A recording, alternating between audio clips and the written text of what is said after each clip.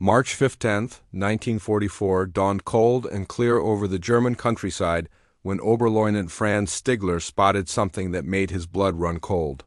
A formation of silver fighters streaked across the sky at 28,000 feet, their distinctive profiles unmistakable even at this distance. The dreaded Mustangs had arrived deep over the Reich, and the rules of aerial combat would never be the same again.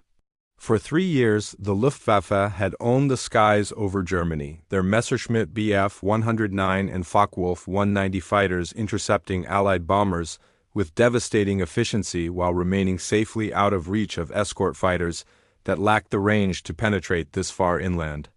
But now everything had changed. Stigler, a veteran with 28 confirmed victories, felt an unfamiliar sensation creeping up his spine as he watched the P-51 Mustangs weaving protectively above the B-17 bomber stream.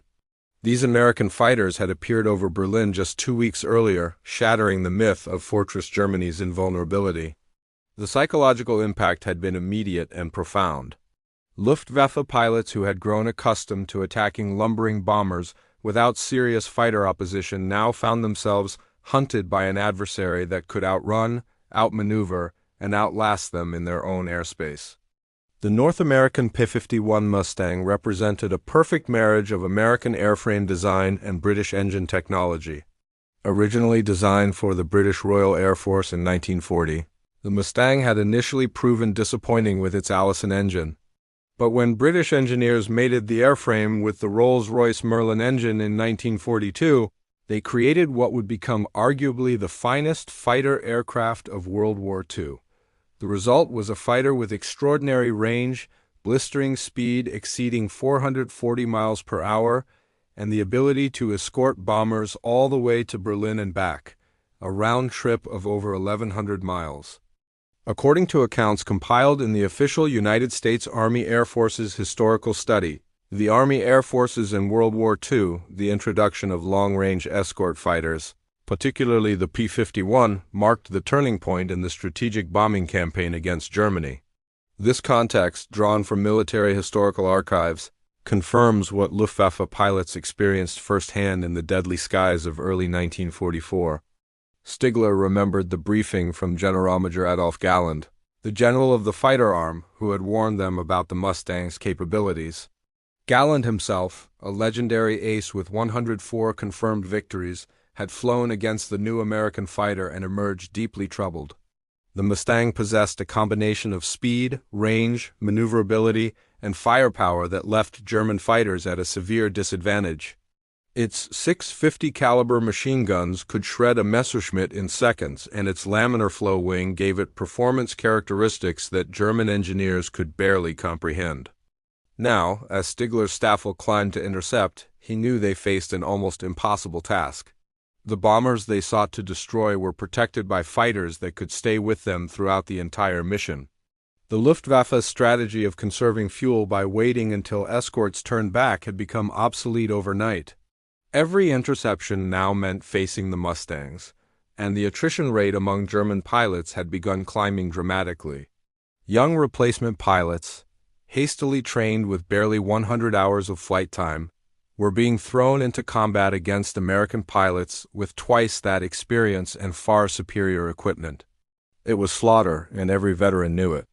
The tactical advantages of the P-51 Mustang extended far beyond its impressive specifications. Major Hans-Joachim Marseille, before his death in 1942, had pioneered deflection shooting techniques that gave Luftwaffe pilots an edge in combat. But by early 1944, those advantages had evaporated against the Mustang's versatility. Oberleutnant Gunther Raoul, who would survive the war with 275 victories, later explained that fighting the Mustang required perfect execution with zero margin for error. One mistake, one moment of inattention, and the silver fighters would be on you like wolves. The mathematics of aerial combat had shifted decisively in favor of the Americans. The P-51 could cruise at speeds that forced German fighters to constantly use fuel-consuming maximum power settings just to maintain contact. This meant Luftwaffe interceptors arrived at the combat area already depleted of fuel, while the Mustangs maintained ample reserves. In a dogfight, fuel equals time and time equals life. German pilots found themselves breaking off promising attacks not because they were outfought, but because their fuel gauges showed empty tanks with the nearest friendly airfield still 100 miles away. Hauptmann Heinz Bauer, an ace with 220 victories, encountered his first Mustangs over Schweinfurt in February 1944. He later described the experience as fighting an opponent who possessed all the advantages simultaneously. The Mustang accelerated faster, climbed better at higher altitudes, dove without compressibility problems that plagued German fighters, and could turn inside a Messerschmitt in sustained combat. Most devastating of all, it could chase fleeing Luftwaffe fighters all the way back to their bases, shooting them down as they attempted to land when they were most vulnerable. The Mustang's Packard-built Merlin 61 engine produced 1,490 horsepower and utilized a two-stage supercharger that maintained performance at altitudes where German fighters struggled. At 30,000 feet, a P-51 could outperform any production Luftwaffe fighter by a significant margin. This high-altitude superiority meant American escort fighters could establish air superiority above the bomber formations, forcing German interceptors to attack from below where the bombers' defensive guns were most effective. It created a deadly trap with no good options. Oberst Johann Steinhoff, commander of Jagdgeschwader 7, recognized immediately that the Luftwaffe faced an existential crisis. His unit flying the new Messerschmitt Me 262 jet fighter represented Germany's best hope for countering Allied air superiority, but jet production remained hopelessly inadequate. Meanwhile, hundreds of Mustangs poured from American factories every month. By March 1944, the 8th Air Force could dispatch over 1,000 heavy bombers, with 800 fighters providing escort, and the majority of those escorts were P-51s. The psychological dimension of combat against the Mustang devastated German morale as thoroughly as the physical losses. Young Luftwaffe pilots, many barely 20 years old, climbed into their fighters knowing they faced overwhelming odds. The experienced instructors who might have taught them advanced combat techniques were dead, scattered across the battlefields of Russia, North Africa, and now Germany itself. The veterans who remained, men like Stigler and Raoul, were exhausted from flying multiple sorties daily against an enemy who seemed to possess unlimited resources. Colonel Don Blakesley, commander of the 4th Fighter Group, epitomized the aggressive American approach to escort duties. His unit had transitioned from Thunderbolts to Mustangs in February 1944, and Blakesley immediately took advantage of the P-51's range to hunt German fighters wherever they could be found. His famous order to never leave a bomber established the tactical doctrine that made the Mustang so effective. American fighters no longer merely reacted to German attacks, they sought out and destroyed Luftwaffe aircraft before they could threaten the bombers. The engineering sophistication of the P-51 Mustang revealed itself in countless details that collectively created an almost insurmountable advantage. Its laminar flow wing, designed by North American Aviation's chief engineer Edgar Schmude, reduced drag to levels German aerodynamicists had thought impossible. This single innovation gave the Mustang its exceptional range and speed. Where a Messerschmitt Bf 109 Gustav required constant pilot attention to manage its sensitive controls, the Mustang flew smoothly and predictably, allowing pilots to focus on tactics and situational awareness rather than wrestling their aircraft. Lieutenant Walter Krupinski, flying with Jagdgeschwader 11, first encountered a formation of Mustangs over Hanover in late March 1944. He attempted a classic bounce attack, diving from above with the sun behind him, but the American pilots spotted him early thanks to their excellent visibility from the Mustang's bubble canopy. Before Krupinski could close within firing range, 2 P-51s had reversed on him, their superior dive performance allowing them to cut off his escape route. Only desperate maneuvering and the intervention of his wingman saved his life that day. He landed shaking, fully aware that he had survived through luck rather than skill. The bubble canopy fitted to P-51D models beginning in mid-1943 provided American pilots with panoramic visibility that turned the tables on Luftwaffe bounce tactics.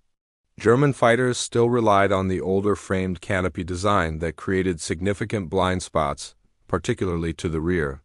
In air combat, the pilot who spots his opponent first usually wins, and the Mustang's visibility gave American pilots crucial seconds of advantage in nearly every engagement. Those seconds translated directly into victory or survival. Technical intelligence reports that fell into German hands confirmed what Luftwaffe pilots experienced firsthand. The Mustang's armament of 6 Browning 50 caliber machine guns with 1,800 rounds of ammunition provided devastating firepower and excellent ammunition capacity. While German fighters typically carried either machine guns or 20mm cannons, the Mustang's heavy machine guns offered the perfect compromise between hitting power and ammunition supply. A Messerschmitt pilot who missed his first pass often lacked the ammunition for a second attack, while Mustang pilots could engage multiple targets without worrying about running dry. Oberfeldwebel Heinz Nock, who flew with Jagdgeschwader 11 and would end the war with 33 victories, recorded in his diary the growing desperation among Luftwaffe pilots. Every morning brought another mission briefing where the odds seemed more impossible than the day before. The Americans kept coming, wave after wave of bombers protected by fighters that seemed invulnerable. Ground crews worked frantically to repair battle-damaged aircraft and prepare them for the next sortie, but the replacement rate could not keep pace with combat losses. By April 1944, pilot attrition had reached catastrophic levels. The drop tank technology that extended the Mustang's range represented another critical advantage. American fighters carried 2 108-gallon external fuel tanks that could be jettisoned when empty or when entering combat. This effectively gave the P-51 an operational radius exceeding 650 miles while retaining full combat performance. German fighters attempting to intercept at these ranges operated at the absolute limit of their capabilities, often forced to disengage just when combat was joined because their fuel states had become critical. This asymmetry meant Luftwaffe pilots fought at a permanent disadvantage, always worried about fuel while their opponents pressed attacks with abandon. General Lieutenant Adolf Galland fought a desperate, political battle within the Luftwaffe High Command to address the fighter crisis. He argued for concentrating resources on fighter production and pilot training while reducing the emphasis on bombers and ground attack aircraft. But Hermann Göring, the Reichsmarschall and commander of the Luftwaffe, refused to acknowledge the severity of the situation. Göring's increasingly delusional pronouncements about German fighter superiority created a disconnect between frontline reality and command decisions that sealed the fate of thousands of German pilots. April 7, 1944 brought a mission that would become legendary in both American and German aviation circles. The 8th Air Force launched over 600 heavy bombers against aircraft factories in central Germany, escorted by nearly 700 fighters with Mustangs predominating. Hauptmann Rolf Hermeken, leading elements of Jagdgeschwader 11, watched the massive aerial armada approaching and knew immediately that his group faced annihilation if they engaged conventionally. The sheer numerical superiority of the Americans had reached levels that made tactical victory impossible regardless of individual pilot skill. The Luftwaffe had developed various desperation tactics to counter the Mustang threat. Some units attempted concentrated attacks with overwhelming force, gathering 50 or more fighters for a single coordinated strike against the bombers. But the Mustangs, flying in flexible finger-four formations developed by the RAF and refined by American pilots, proved almost impossible to surprise. Their radios worked reliably, allowing rapid coordination and mutual support. German radios, plagued by interference and limited range, often failed at critical moments, leaving pilots isolated and vulnerable. Major Georg Peter Eder, an experienced ace with 78 victories, pioneered high-speed hit-and-run attacks that sought to minimize exposure to the Mustang escorts. His theory was that single fighters diving at maximum speed could blast through the fighter screen, make one firing pass at the bombers, and escape before the P-51s could react. In practice, this tactic achieved limited success and proved suicidally dangerous. The Mustang's excellent high-speed handling meant American pilots could follow German fighters through the dive and engage during the vulnerable pull-up phase. Eder himself was shot down twice attempting these attacks, barely surviving both encounters. The spring of 1944 witnessed the systematic destruction of the Jaguar's experienced pilot cadre. Men who had survived years of combat over Russia, the Mediterranean, and Western Europe fell in increasing numbers to the guns of American Mustang pilots. Oberleutnant Wilhelm Krinius, with 114 victories, was killed in combat with P-51s over Wunstorf on August 8, 1944. Major Gunther Schack, with 174 victories, was shot down multiple times by Mustangs but miraculously survived. The attrition of such irreplaceable experience created a crisis that no amount of new aircraft production could solve. Lieutenant Colonel John Meyer of the 352nd Fighter Group became one of the most successful Mustang pilots of the war, eventually achieving 24 aerial victories with 13 additional probables.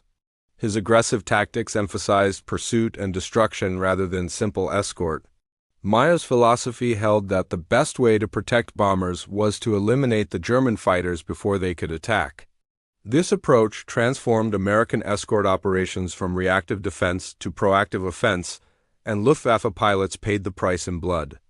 The combat radius of the P-51 Mustang meant that nowhere in Germany remained safe from American fighters. Previously, Luftwaffe units could withdraw to airfields deep in the Reich to rest and refit beyond the range of Allied fighters. By mid-1944, Mustangs ranged as far as Prague, Munich, and Vienna. German fighters being ferried from factories to operational units fell victim to roaming American fighters. Training flights were disrupted by sudden attacks from Mustangs that seemed to appear from nowhere.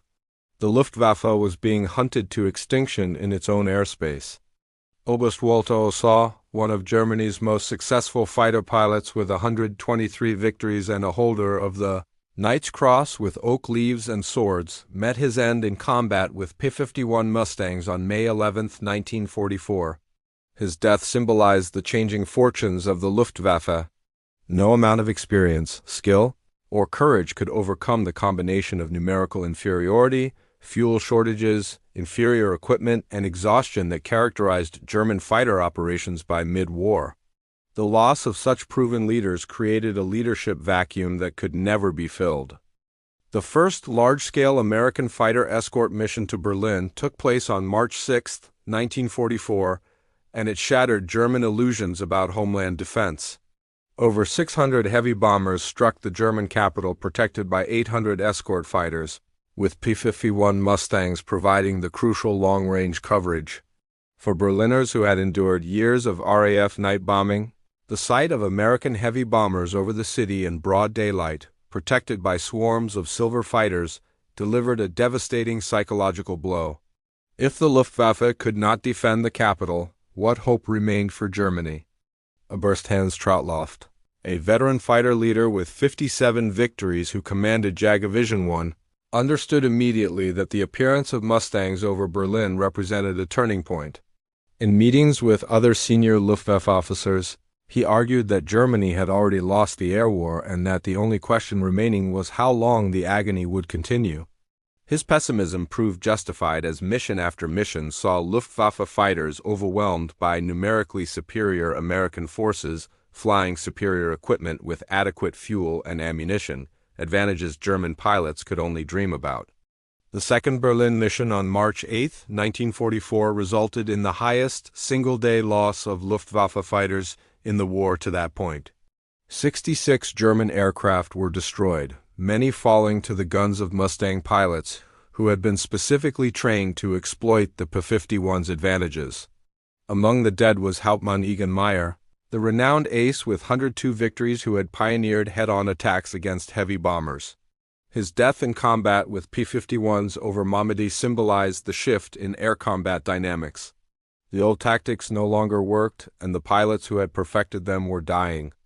Lieutenant Urban Drew of the 355th Fighter Group achieved a remarkable feat on October 7, 1944, when his P-51 shot down two Messerschmitt Me 262 jet fighters, the Luftwaffe's revolutionary new weapon. The jets were theoretically untouchable, with speeds exceeding 540 miles per hour, but Drew caught them during their vulnerable takeoff phase. This tactical development forced the Luftwaffe to divert increasingly scarce resources to airfield defense, further reducing the already inadequate fighter forces available to defend against bomber streams. The Mustang had effectively neutralized even Germany's most advanced technology. The establishment of American tactical air forces in France, following the Normandy invasion in June 1944, created an impossible situation for the Luftwaffe. German fighters attempting to oppose the invasion faced attacks from multiple directions by fresh Allied squadrons. The P-51 units based in England continued their deep penetration escort missions while 9th Air Force Mustangs operating from forward bases in France hunted German aircraft at low altitude. Luftwaffe pilots faced the nightmarish prospect of being attacked from above by strategic escorts and from below by tactical fighters, often simultaneously.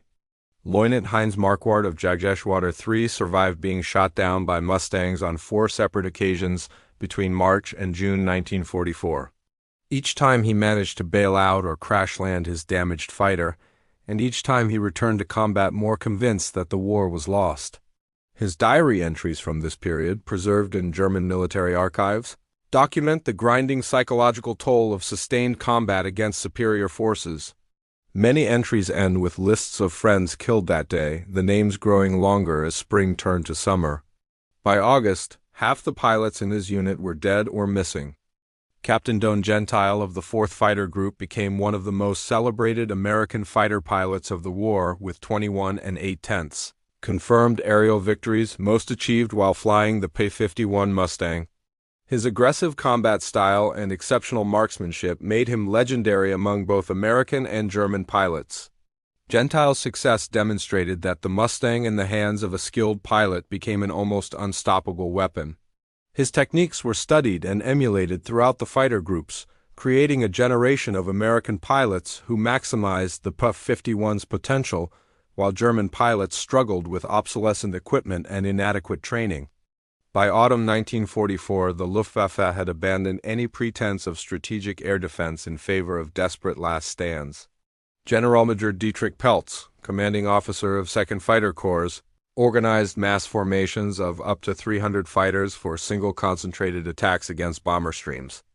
These Großeinsatz or maximum effort missions represented the Luftwaffe's last hope of inflicting unacceptable losses on the Americans.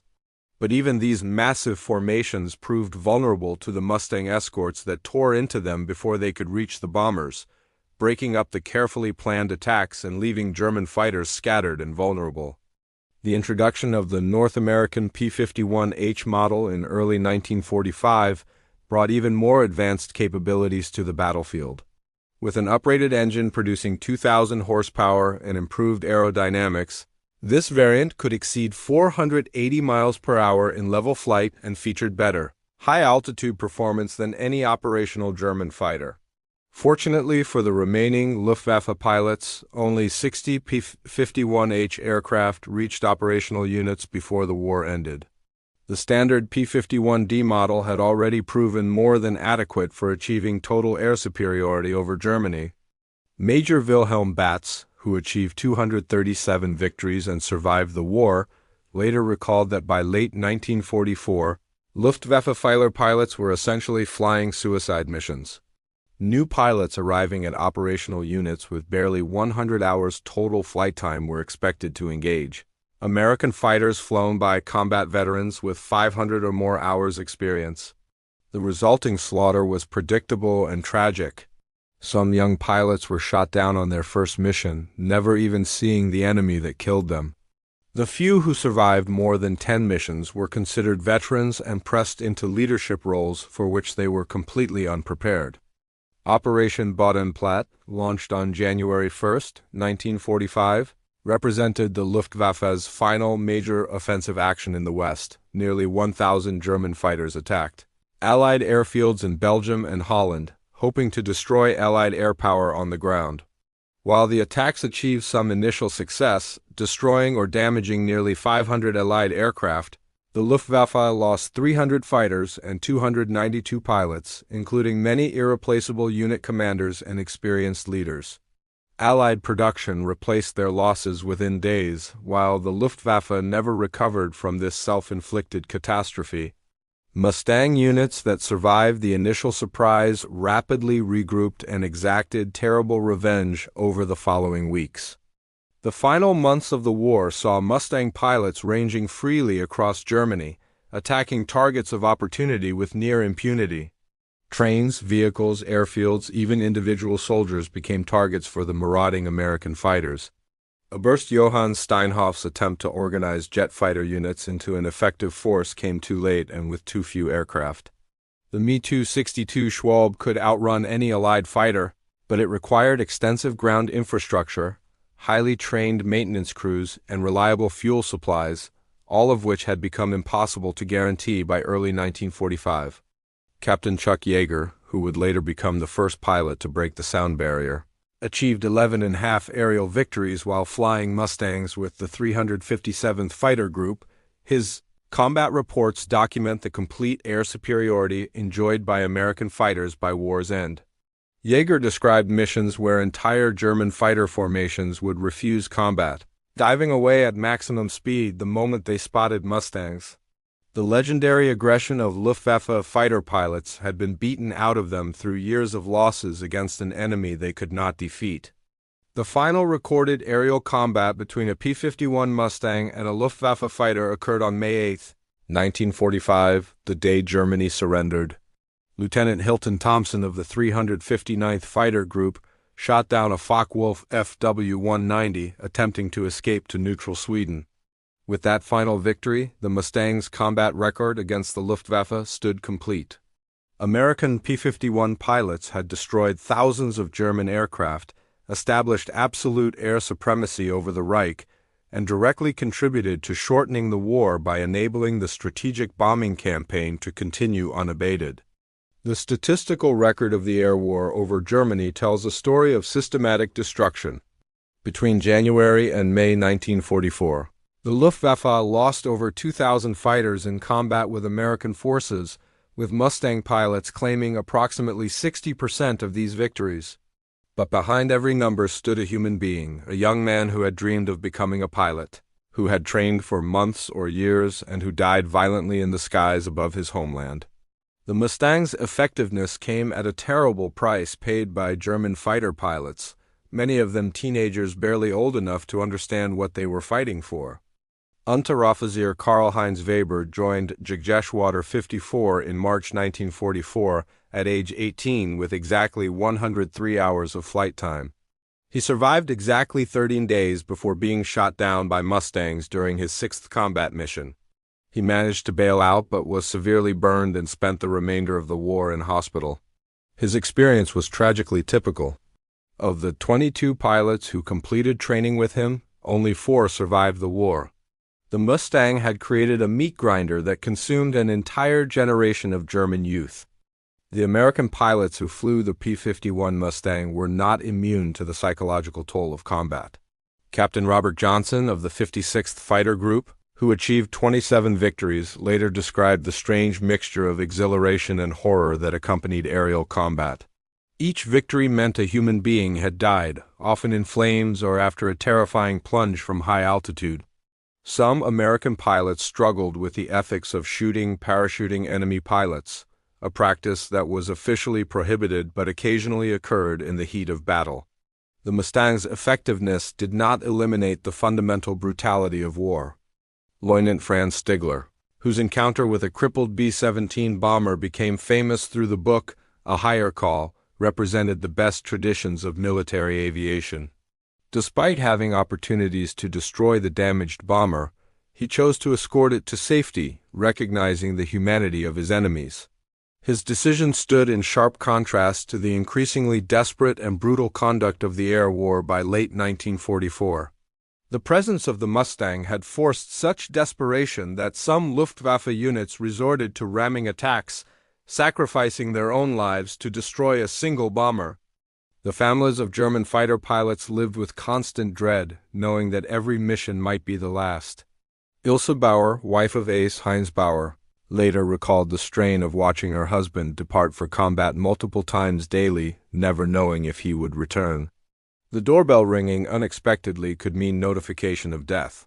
The telegraph arriving might bring the dreaded message every military family feared. The efficiency of the Mustang as a weapon translated directly into grief for hundreds of German households, communities destroyed by the loss of their finest young men.